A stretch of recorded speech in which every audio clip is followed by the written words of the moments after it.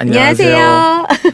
저는 음악을 좋아하는 늘봄입니다. 저는 음악을 하고 있는 싱어송라이터 프리멜로라고 합니다. 오늘 혹시 어떤 주제를 가지고 이렇게 나오시게 된 건지. 오늘은 정말로 제가 좋아하는, 너무너무 좋아하는 베토벤을 모시고 왔습니다.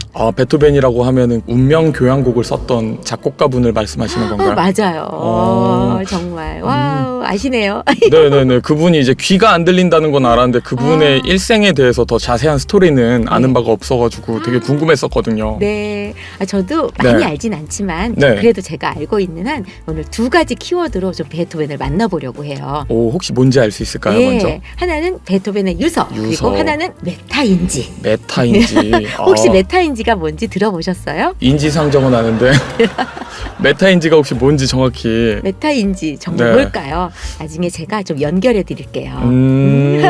그럼 시작해 볼까요? 네네. 베토벤은 유서를 썼어요. 혹시 유서는 뭔지 아세요?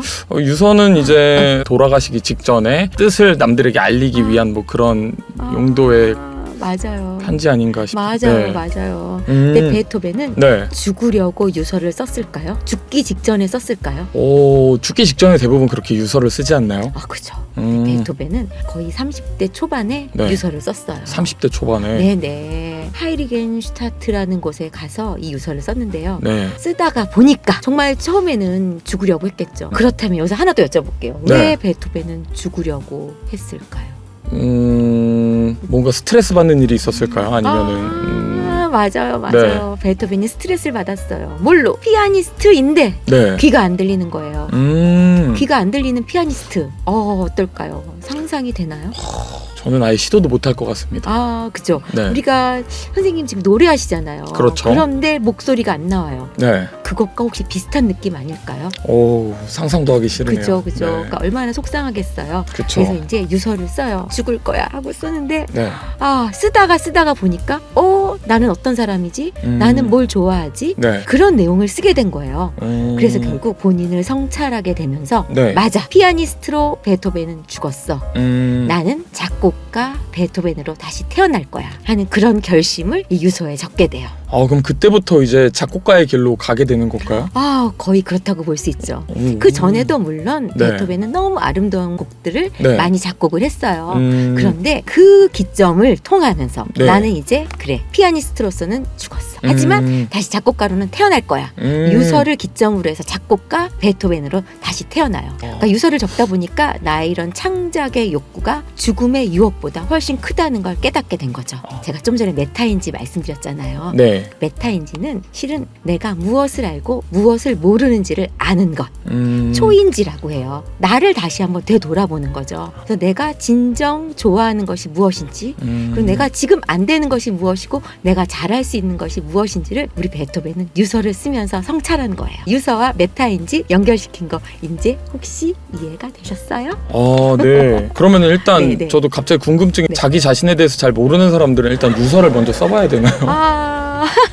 저는 아직 써보진 않았지만 실은 그런 연습을 하면서 이렇게 뭔가 돌아왔던 삶을 돌이켜보고 내가 살아있다는 것에 대해서 감사를 느끼는 그런 분들도 있다는 얘기를 저는 들었어요. 제가 좀 짓궂은 질문을 해서 네. 사과의 말씀 드리겠습니다. 아니요. 예. 프리멜로 선생님, 제가 네. 또 하나 제가 한번 질문해 볼게요. 네. 작곡가의 꿈을 가지고 이제 베토벤이 작곡을 하기 시작했어요. 그렇죠. 이렇게 수많은 곡을 작곡한 우리 베토벤에게 영감을 주거나 도움이 됐던 일은 무엇이었을까요? 영감이 되거나 도움이 됐던 일이요? 네. 베토벤에게 작곡을 하는 데 있어서요? 네네. 프리멜로님은 어디서 영감을 얻으세요? 저는 그냥 이제 앉아서 이제 막 이것저것 하다 보면 갑자기 떠오르더라고요. 뭔가 어떤 행위를 했을 때 하는 게 아니라. 네. 베토벤은 실은 산책을 했어요. 산책. 네, 숲속에서 나무가 이야기하는 소리, 새가 지저귀는 소리를 물론 듣진 못했겠죠. 산책을 하면서 실은 안 들리는 귀지만 그래서 무슨 소리를 들을 수 있었냐면요. 내면의 소리를 들을 수 있었어요. 내면의 소리. 내 마음속의 소리를 들을 수 있었죠. 네네. 산책은 우리 뇌과학자들도 산책은 우리 뇌를 활성화시킨다. 우울할 때 걸어라. 그러면 기분이 좋아진다. 라는 이야기를 또 하는데요. 네. 베토벤은 그 당시에 1800년대에 이렇게 그렇게 산책이 본인에게 기쁨과 어떤 작곡의 영감을 주는지 또 발견한 거예요. 영감을 얻기 위해 산책을 한 건 분명 아니었을 텐데요. 네. 산책을 하다 보니까 좋은 악상이 떠오르고 그래서 작곡을 하게 되었죠. 전 근데 한 가지 궁금한 게 네네. 있습니다. 귀가 안 들리는데 어떻게 그런 좋은 음악을 만들 수가 있는 거죠? 정말 너무 좋은 질문이에요. 네. 정말 왜냐하면 작곡을 하는 저도 네. 정말 부끄럽지만 이거 너무 좋아 하고 누굴 들려줘요. 들으신 분이 이래요. 이거 어디서 들은 곡인데? 들은 것 같은데 저도 생각하지 못한 표절을 하는 거예요. 그래서 으아 다시 실망을 하는데요. 네. 그건 내가 제 귀에 들렸기 때문이겠죠. 귀가 들리지 않은 베토벤이 독특한 자기만의 곡을 완성할 수 있었던 이유는 귀가 들리지 않았기 때문에 본인의 내면에 집중을 했기 때문에 네. 표절을 할 수가 없었던 거예요. 그랬기 때문에 저는 더 독특하고 정말 베토벤스러운 곡을 더 만들 수 있었다고 생각합니다. 아하. 안 들린다는 게 굉장히 위기잖아요. 네. 어떻게 보면 창작을 하는 어떤 원동력이 되었다고도 볼 수 있어요. 저는 도저히 상상이 안 가네요. 저는 음. 귀로만 듣고 거의 막 해왔던 시절이 많다 보니까 어느 정도로 음악을 열심히 하고 잘 해야지 듣지도 않고 좋은 음악들을 그렇게 써낼 수가 있는지 감이 안 잡힙니다. 그죠? 베토벤이요 살았던 시기 우리나라는 어떤 시기였을까요? 우리나라는 임진왜란 동학농민운동 왠지 그때도 땡 영조 정조 때 거의 정조 때 그러니까 우리나라 조선 후기 정조 때 그러니까 1800년대 네. 이때 베토벤은 활동을 했어요. 즉흥 연주를 너무 잘하셨어요. 그거를 저희 쪽 용어로는 잼을 한다고 하거든요. 잼 합창 교향곡 우리가 교향곡이라고 한다면 악기 연주만 악기로만 만들어진 곡들이었어요.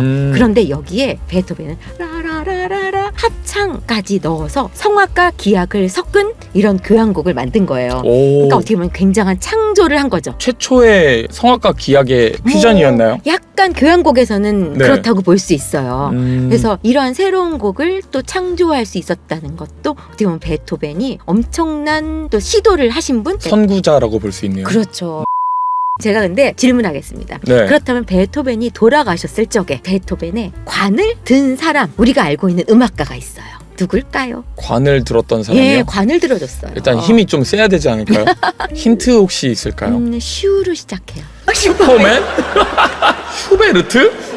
맞아요. 저 근데 하나 궁금한 게 있습니다. 베토벤이 어떻게 음악을 시작하게 되었나요? 베토벤이 네. 음악을 시작하게 된 이후에도 모차르트가 있어요. 모차르트가 엄청나게 유명한 거예요. 어린 나이에 너무 연주를 잘한다. 누나를 데리고 음악 여행을 하려고 했어요. 네. 그런데 누나가 연습하는 것을 보더니 내가 한번 쳐볼까? 누나보다 더 잘 치는 거예요. 아빠가 그래 누나 말고 네가 가자. 그래서 간 사람이 바로 모차르트예요. 그러니까 모차르트는 신동으로 많이 소문이 났잖아요. 네. 돈도 많이 벌고 네. 그것을 들은 베토벤의 아버지. 아. 네, 베토벤의 아버지도 음악가였거든요. 아버지와 아버지 친구들이 베토벤이 이렇게 피아노 연주를 할 수 있도록 레슨을 하고 연습을 시켰다고 합니다. 이건 이제 일반인의 입장에서 약간 궁금했던 네. 부분이었어요. 베토벤이 어떻게 음악을 시작을 했는지. 네, 아버지의 힘, 아버지의 이제 권유. 네, 아버지의 권유, 아들이 잘한 거예요. 와, 아버지가 얼마나 뿌듯할까요? 그런데 아버지가 너무 엄격하게 했어요. 엄격하게요? 엄격하게 연습을 시켰어요. 혹시 근데 그 베토벤의 그 선천적인 귀가 안 들리는 증상이 네. 태어날 때부터 그거를 갖고 태어난 건가요? 정말 그러니까 책에는 그렇게 나와 있대요. 태어날 때부터는 아니다. 아버지가 연습시키다 연습을 안 하면 때린 거예요. 그러니까 막 때리다가 막 고막이 나갔는데 제때 치료를 못 받아서. 네, 그렇다는 이야기도 있고요. 병이 많이 유행해서 병에 걸려도 그 당시엔 약이 없었잖아요. 뭐 그런 이야기도 있고요. 혹시 저 마지막으로 다음 편에 대한 기대감을 구독자분들에게 심어드리기 위해서 혹시 진짜 어렸을 적에 사고 뭉치고 나쁜 짓만 하고 막 흥청망청 살다가 네. 어느 순간 정신을 차리고 멋있는 뮤지션으로 변신한 그런 하나 얘기할게요. 라는 피아니스트는 아버지가 어떤 유언을 남겼을까요? 사고 뭉치라는 것에서 제가 지금 모시고 왔거든요. 아버지의 유언을 갖고 왔어요. 절대 사고 치지 말아라. 조심해라. 멀리해라. 요? 예, 왜냐하면